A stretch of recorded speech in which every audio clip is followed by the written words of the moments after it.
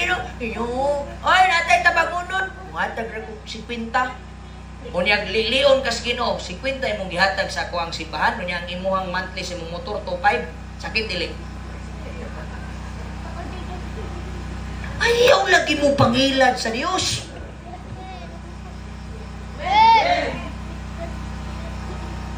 Dili lagi mo lambo ang kinabuhi sa tikasan. Pangayo sa Ginoo pag-uha ra ko Lord.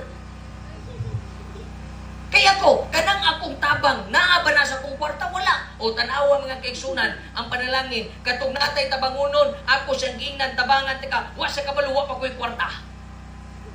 Kung tabangan ta kaya, kaya bisag ilungkag ka, tabangan ka, tanawa milagros Ginoo, niloon ko, Lord, gusto ko mutabang atong tawhana, wa ko'y kwarta, hatagin ko, nakaminos ka sa Dios, kaya bang muhatag ang Ginoo 1 million?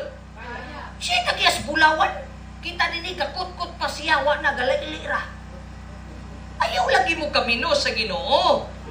Yun na yun. Muli kwarta. Pero nakamantli kag motor niya. Ang pinagkasakit, katawanan nga sakit, ani. Way kwarta. Ah, di ba? Way kwarta. Magmusimba ta. May kitag-hatagan sa Ginoo. Mamanta nagkingon nga atong church. Sige pangayo kwarta. Imo man ang obligasyon sa Diyos. Kay kusog man ta mangayo. So may pwede ni mong iuli sa Ginoo. Pastor, nanginanglan ni nagkwarta ang Ginoo. Wala. Pero nabag kay iuli niya nga kaya niyang dawaton? Way lain, kana lagi yung pagtapang.